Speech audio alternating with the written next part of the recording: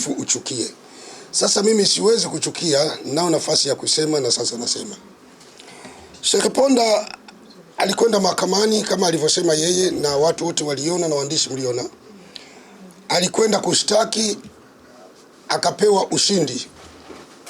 Lakini hakutaka kuzungumza ukweli. Kakangu Ponda tunamheshimu, ni kiongozi kama anavyojiita. Ponda kushtaki BAKWATA. Bahati nzuri sisi tumefuatilia vizuri, hakushtaki BAKWATA.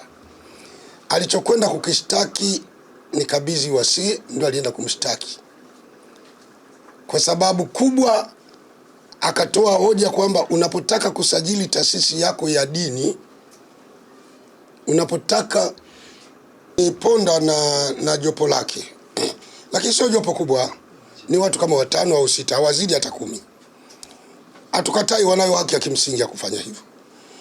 Lakini anapotosha watu, anasema kwamba yeye alikwenda kuishtaki BAKWATA. Sasa watu wakamuuliza, umeshtaki BAKWATA kwa sababu gani? Akasema BAKWATA sio chombo cha Waislamu. Sasa mimi nataka nifafanue hapa. Mnajua Tanzania sio chombo cha Waislamu, ni chombo cha kina nani? Dunia nzima, duniani kote inajua BAKWATA ni Baraza Kuu la Waislamu Tanzania. Wewe unasema sio chombo cha Waislamu, BAKWATA ni chombo cha kina nani? Hata kama kina madhaifu ya kibinadamu, kwa sababu BAKWATA iongozwe na malaika, inaongozwa na hawa binadamu. Ni bora ungejadili madhaifu yakarekebishwa, lakini usituambie kwamba BAKWATA si chombo cha Waislamu.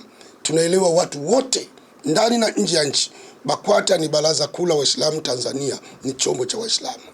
La kwanza. La pili, nikamwona mtu mmoja anasema BAKWATA shule zake pale Halamaini imeshindwa kufaulisha, kila mwaka inafelisha. Hakuna 1 wala 2, ni 0 kila mwaka. Lakini mbona mnasahau Ponda wewe una shule? Sheponda anazo shule. Yeye na mkwe wake, tena umepanga wewe wawili tu, yeye na mkwe wake. Mkwe na maana kaua mtoto wa Ponda, ndio wanachukua zile shule, wanajifanya za kwao, wanazimanage wao. Shule ya Ponda, mimi kijana wangu alisoma pale. Kasoma miaka 2. Niliamua nimtoe. Ile pale Ilala, nasema kwa wazi, tuseme kwamba nashawishi zifungwe, lakini naeleza. Mwanangu akasoma kwenye shule zake, ni shule ambazo zipo kimaslahi. Zinaangalia sana maukoto kuliko imani. Sasa unapoiambia BAKWATA haifaulishi, mbona za kwako na wewe zifaulishi? Atueleze shule zake Ponda zimewahi kutoa 1 mwaka gani? Tena angalia wanafunzi wanalipa. Shule wanalipa kwa wakati. Wallahi kuna baadhi ya shule wanafunzi wanalala msikitini. Zile shule za Sheponda wanalala msikitini, nao shahidi hata waende watu wakakague. Sasa unaposema kwamba shule za BAKWATA zinafelisha, na wewe mbona unafelisha? Unaposema Waislamu hatuna kiongozi, mufti sio kiongozi wetu. Mtume sallallahu alaihi wasallam anasema mnapokuwa 3 mmoja wenu awe kiongozi. Na kama hatakuwa kiongozi basi kiongozi wenu ni shetani. Sasa unapotuambia sisi Waislamu BAKWATA mufti sio kiongozi wetu ni shetani sasa. Na kitu ambacho sio sahihi, si kweli. Waislamu wote tunatambua, tunajua kwamba mufti Sheikh Abubakar bin Zubair ni kiongozi wa Waislamu Tanzania. Ndiye mufti na ndiye kiongozi, ndio shekhe. La pili, umesema kwamba BAKWATA ilikuwa inajifanya haiwezi kusajili taasisi mpaka ipitie kwa kama maneno ya uongo. BAKWATA haijamzuia mtu kusajili taasisi.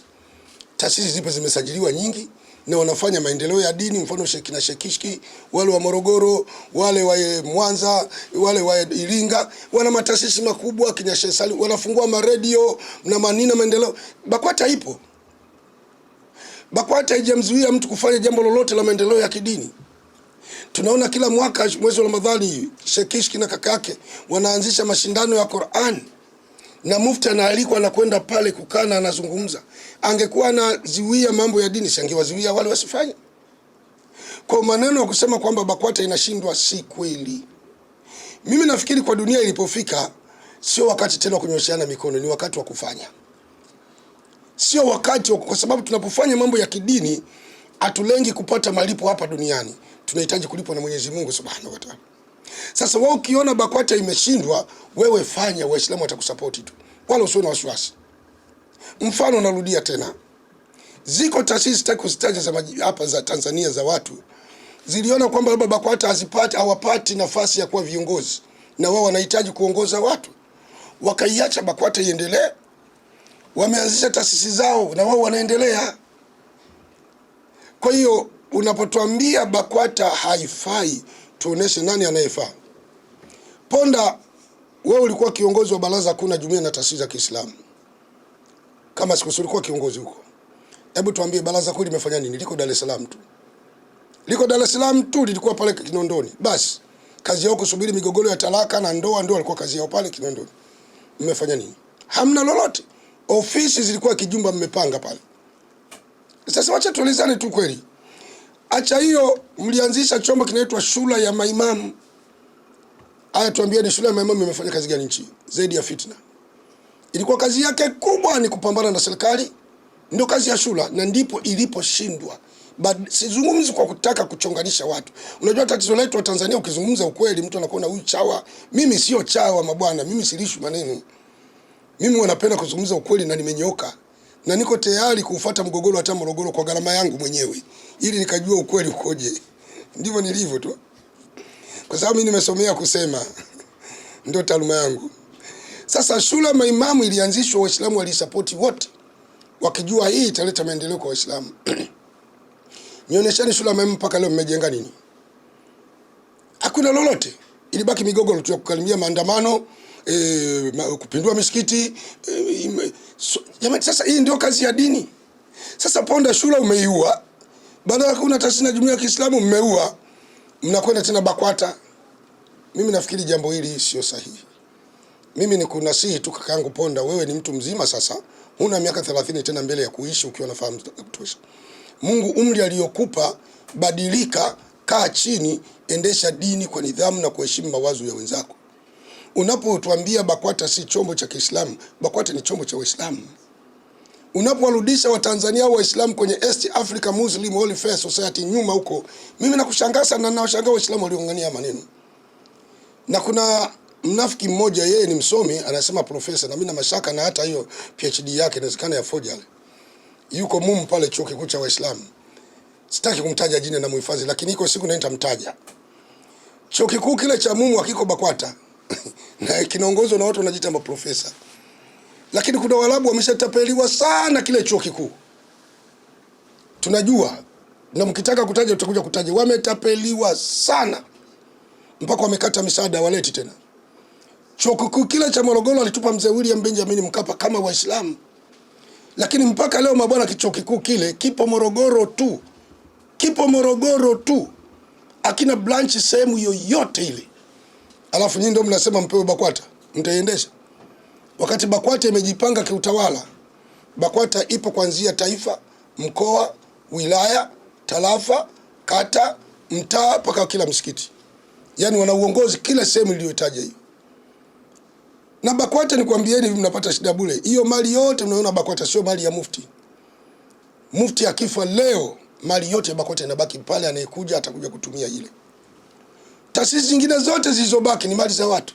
Yaani huu ndio ukweli. Uwezi kutoka hapo ukahoji mali ya watu wengine kule. Watakwambia inakuhusu nini? Lakini BAKWATA ni mali ya Waislamu, na kama mkisema BAKWATA sio chombo cha Waislamu, mbona mnakihoji majukumu ya kidini? Mnakihoji ili we nini sasa? Sio chombo cha Waislamu. Mnakihoji majukumu ya dini ya nini? Waacheni. Swala la mwezi. Swala la mwezi limekuwa linaleta mgogoro sana. Kila mtu anataka tangaze mwezi. Hatuwezi kutangaziwa mwezi na kila mtu. Sisi tunajua mtu anaweza katangaza mwezi kwa nidhamu ya kidini. Waislamu lazima tuwe na nidhamu. Ni mufti wa Tanzania. Na mufti wa Tanzania anatoka BAKWATA. Watu wanataka kuleta mambo ya ajabu tu Waislamu. Kenya wana chombo chao. Uganda wana chombo chao. Burundi wana chombo chao. Na taasisi zingine ndogo zipo. Rwanda wana chombo chao. Wao sio bana. Kila sehemu, Zanzibar wana chombo chao. Yipo ofisi ya mufti na mahakama ya kadhi ambayo ndio yenye mamlaka ya kutangaza mwezi. Na yule kadhi wa Zanzibar ana mamlaka ya kuvunja ndoa, kufungisha ndoa kama tona inahusika. Sasa wewe Ponda uje utuambie kwamba mufti sio kiongozi wa Waislamu wote. Ni kiongozi wa watu gani? Usifananisha Uislamu na Ukristo, ni vitu vili tofauti. Samani wa Kristo si kwamba nawachambua au nawatukana, naeleza ukweli. Wakristo wana madhehebu yao. Anglikana, Moraviani, Katoliki, Sabato mfano. Sabato anasali siku ya Jumamosi ambayo ni kesho.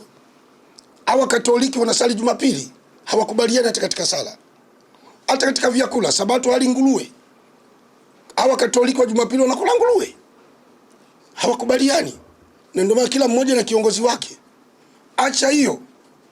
Wakristo hata Biblia hizi hawakubaliani. Katoliki wana Biblia yao hapa Imprimatur na kitabu kingine kinaitwa Misale ya Waumini.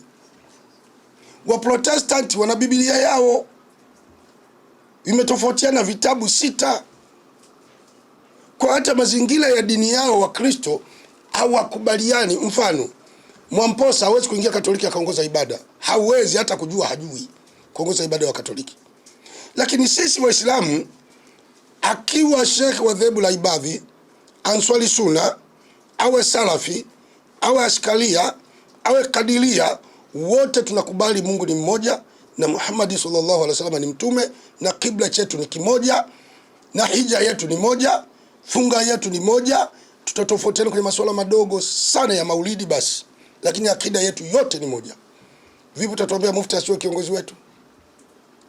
Kazi kubwa ya mufti anayoifanya, ndugu zangu Waislamu, ni kuunganisha Waislamu na kuunganisha umma. Sheponda, labda nikueleze kitu kimoja, umepoteza sifa ya kuwa kiongozi wa dini.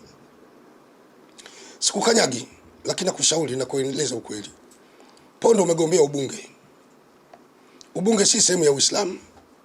Wale wafanya kampeni wako walevi, hawezi kuzungumza mpaka anywe bia. Akikwambia shehe ninunulie bia 2 kidogo ndio nipande kwenye jukwani kunadi, huwezi kukataa, utamnunulia. Na kuna mwingine atakwambia bwana Ponda, mimi siwezi kuzungumza mpaka nipate nyama ya nguruwe. Utamuuliza inapatikana wapi kwani?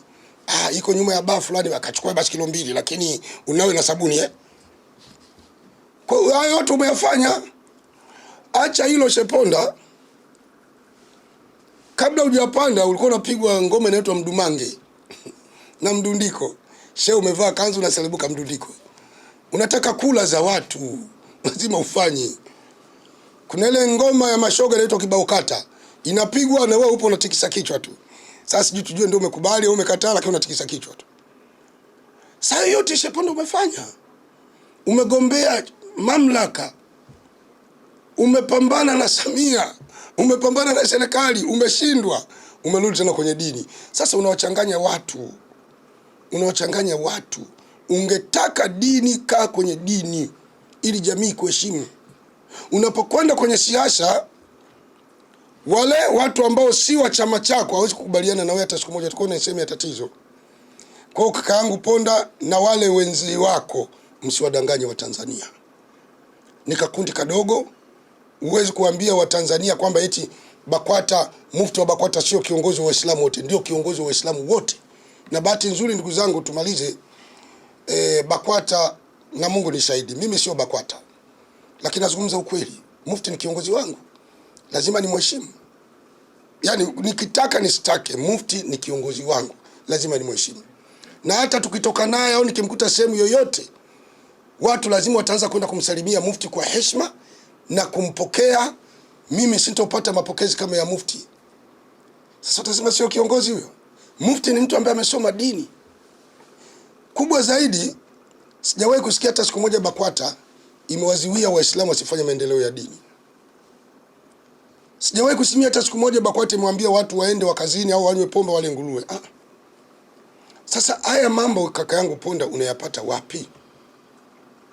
Ila kwa ripoti nilizonazo hapa, hii ndio ripoti iliyopo. Hii ndio nyeti waandishi. Siku ya tarehe 6 Father Kitima alikutana na John Heche. Na hili ndio watu walijue, walikutana na John Heche. Wallahi. Katika kile kikao wamezungumza, Father Kitima ametoa milioni 100 kumpa John Heche. Katika yale mazungumzo, John Heche alimpelekea ujumbe huu ufuatayo Padri Kitima. Akasema ni lazima tupate fungu la kumpatia Sheikh Ponda ili tutumie mwanya wa mgogoro uliopo baina ya BAKWATA na Waislamu tuweze kuwapiga pande ili tuweze kupata angalau kundi kubwa upande wa Waislamu. Wallahi billahi. Father Kitima ametoa milioni 100 kampatia John Heche. Na katika hizo alizopewa Heche limo fungu la Ponda Isa Ponda. Sasa hebu fikirieni wa Tanzania, kama Ponda anaombewa sadaka na Mkristo, ili sadaka ile ije tuvuruge Waislamu, eti kuja kuipasua BAKWATA. Kuna dini sasa hapo? Atuulizane, je, kuna dini hapo Tanzania Waislamu? Mimi simzungumzi Ponda. Mbona Ponda nyuma alikuwa anafanya mambo yanayokubalika katika dini, watu wote walimsupport. Nyie mjifikiri. Sasa hivi shule ya maimamu kaivuruga, Ponda kabaki peke yake. Watu wote wamemkimbia, kina Kundecha wale ni wasomi wa dini wamemkimbia. Walikuwemo watu kibao na yule katibu wake sijui Sanze yule nasikia yuko jela. Mungu amfanyie wepesi maskini. Kwa hiyo Ponda unavuruga dini, usifikiri unajenga dini. Dini haijengwi kwa migogoro. Ukitaka kumsema kila mtu awe mbaya, basi hata wewe una ubaya, kwa sababu wewe sio malaika. Hata mimi nasema hapa nina mabaya yangu, sio malaika. Hii Waislamu wananistahimili, wananilindia aibu zangu, kwamba huyu bwana haya ameyafanya kama binadamu, kuna yale nayakosea kama binadamu. Kwa wewe bwana Ponda, ukifanya kwamba wewe ndio uwe malaika wa Waislamu nchi hii au nabii wa Waislamu nchi hii, unakosea sana kakangu. Mimi ningekushauri, Ramadhani inakuja, tunakwenda Rajabu, Shabani, hebu achana nayo mambo, ufanye toba ya kweli ili Waislamu uwaunganishe kama anavyofanya mufti wa Jamhuri ya Muungano wa Tanzania. Sheikh Abubakar bin Zuberi ni mufti. Baraza la BAKWATA lipo, wala au unaoyafanya huwezi kuivunja BAKWATA. Kwa ukweli kabisa. Kwa nini sasa ukapambana na watu ambao unajua kwamba siwezi kuwavunja? Unanunua uadui wa bure, unataka unuke ubaya mitaani. Sasa pambana na mtu ambaye unaona huyu nikipambana naye na 80% kumshinda au kuvunja hilo analonalo. Hivi kwa akili ya kawaida BAKWATA itavunjika kwa kusema Ponda? Haiwezi kuvunjika. Na haya mambo kwa Waislamu tunakaa tunajadili, sijui ili kuwepo East Africa Muslim ikavunjwa, ili ishavunjwa. La msingi tukae Waislamu tutathimini sasa tunafanya nini basi. Tunafanya nini? Tunaanzia wapi? Hii serikali ina fursa chungu mzima, hii nchi yetu ina fursa chungu mzima. Hatuzuii kujenga chuo kikuu popote wala shule hatuziwiwi, ni uongo. Kuna watu tu wanatafuta maokoto kupitia dini. Lakini wallahi mimi na hapa kama panatokea watu waadilifu kabisa, watu wa kweli, wakawaunganisha Waislamu, wakawaambia Waislamu tunataka tujenge chuo kikuu au shule, tunahitaji kusaidia maskini. Wako watu wanakufa kibudu kwa ajili ya maskini. Mtu anakosa shilingi 500 ya kulipia hata bima ya afya. Mtu anakosa shilingi 200 kwenda kutoa tiba pale Muhimbili. Sasa kazi ya dini ni migogoro tu. Pakipatikana watu wa kweli wakawaambia Waislamu shilingi 1000 tu, tukichanga Waislamu milioni 3 ni bilioni 3 kwa siku moja tunaikusanya. Lakini yuko hapo wa kuunganisha Waislamu hivyo. Kwa kakaangu Ponda, shehe wangu Ponda, wewe mimi sikubomoi na kueleza ukweli. Na tatizo ukisema ukweli nchi hii unanuka ubaya. Hili ndio tatizo. Kwa hiyo ndugu zangu, nimeamua kuita waandishi niwaeleze. Ponda anadanganya watu. Kipindi hiki ni kipindi kigumu cha Waislamu, tuungane. Tuache kutugoana, kupelekana mahakamani. Hivi hili swali lilikuwa Ponda kupeleka mahakamani kweli? Wakati yule anayehukumu baraza la Waislamu Tanzania BAKWATA sio Muislamu, Mkristo. Yule aliyekaa hakimu na kuhukumu ni Mkristo. Sheria ulizozifuata pale mahakamani za Kikristo. Sisemi Wakristo hawafai. Wakristo wako kila eneo, ni madaktari wanatutibu, ni walimu wanatufundisha mashule. Huwezi kujenga uadui na watu namna hii. Lakini kuna mambo ya kiimani tumalize sisi wenyewe. Swala la BAKWATA ilikuwa wewe waite labda mashehe, kama kuna jambo maliona ni zito, waite mashehe, muite mufti, tukae, lingemalizwa. Lakini unapeleka taasisi ya dini mahakamani. Ina maana Waislamu hatuna kitabu? Tunayo Qur'ani, inaweza katuongoza. Tunaye Bwana Mtume sallallahu alaihi wasallam. Hao wote umeona wafai, ili ukapata haki yako mahakamani haitoi haki. Nataka nizungumze leo kweli kabisa. Hakuna mahakama inayotoa haki duniani. Mahakama zote zinatoa makubaliano yenu tu.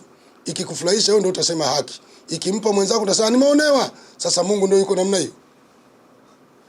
Naye ndio niliyowaambia hata wanaharakati wanaopiga kelele Tanzania, wote tunaonewa. Sasa nendeni mkamtetee kule Madulo. Mbona Madulo amechukuliwa Ikulu kapigwa pingu za miguu na mikono tena kwa nyuma namna hii. Na mke wake jela na yeye jela na nyendo. Haya, Mange Kimambi huko Marekani huko, mbona hujamwambia Trump kwamba mwachie Madulo? Umemwonea. Na yule Ali Mado sijua channel gani yule alikuja pale kimbele kweli, alikuja hapa akatoa ripoti za uongo wa CNN. Mbona hujamwambia Trump kwamba unaonea watu? Acha huyo. Na wale vibaraka wote ambao wanaita wanaharakati, mbona wako hapo wamekaa kima maufianta? Waende wakamwambie sasa Trump umemwonea Madulo. Na walifikiri kwamba pale Venezuela eti akiondolewa Maduro watapewa wapinzani. Marekani Yahudi yule. Marekani hakupa wewe mpinzani. Marekani anatetea maslahi yake, sio maslahi ya watu. Amemtoa Maduro, kampa yule leo chama cha Maduro, kaambia kapa. Na ameshachukua mapepa petroli chungu mzima, ananyonya petroli. Kwa hiyo hata Tanzania mnaojidanganya mnapoteza muda tu kutengeneza chokochoko, mara muingie kwenye dini, mara mbebe miamvuli ya dini, mbebe Biblia, mbebe misahafu, mnafikiri mtahurumiwa. Mabwana, ukitaka haki, haki iko kwa Mungu. Duniani hakuna haki. Wewe tenda mema, Mungu akakulipe haki. Ukitafuta haki hapa duniani, haki hakuna, na hakuna mwanadamu anaweza katoa haki. Hayupo. Haki aliitoa ni mtume peke yake Muhammad sallallahu alaihi wasallam. Na alipokufa watu waliumba. Sasa mnadanganyana tu, hamna kitu. Na kama kweli ni wasema ukweli watu wa haki za binadamu, haya kamfungulieni mashtaka Trump kwa kumkamata rais nchini kwake. Mange Kimambi, Lecho, Maria Salungi, mko wapi? Na yule mtoto wa Kizanzibari yule alienda kusomea IT kule nanili Israeli yule. Nabil anajifanya zungumza kama mzungu, kumbe Mzanzibari. Na habari zake zote tunazo, paka bwana aliyemuoa tunamjua, tulishafuatilia. Nabil kaolewa, kwani hatujui? Tunajua ndio, paka kwao unapajua Zanzibar. Mama yake namjua wallahi, hata kwao mkitaka na open location. Lakini sitaki kwa maslahi ya nchi yetu. Kwa ndugu zanguni, tufike sehemu tuelezane ukweli. Sasa hivi ni kiatu tu kwenda mbele. Hakuna kubembelezana. Wewe ukimwaga mboga, mimi namwaga ugali. Kabisa. Kwa hiyo waandishi mkae stand by. Nikipiga simu moja tu pokeeni njooni. Ni kiatu tu kwenda mbele, hakuna kuacha. Kwa sababu hatuwezi kufuga kenge kwenye mtungi wa maji. Hatutokunywa maji. Lazima kenge atolewe kwenye mtungi wa maji, watu wanywe maji. Huu ndio ukweli. Na mchuzi wa mbwa unywewe wa moto, unanywewa wa moto. Ukipoa unyweki. Kwa hiyo mwiba ulipoingilia ndipo utakapotolewa. Nafikiri nimeeleweka ndugu zanguni. Leo ni Ijumaa, tufanye kwa ufupi tukafanya ibada, na washukuru sana. Kama kuna maswali mawili ya haraka haraka.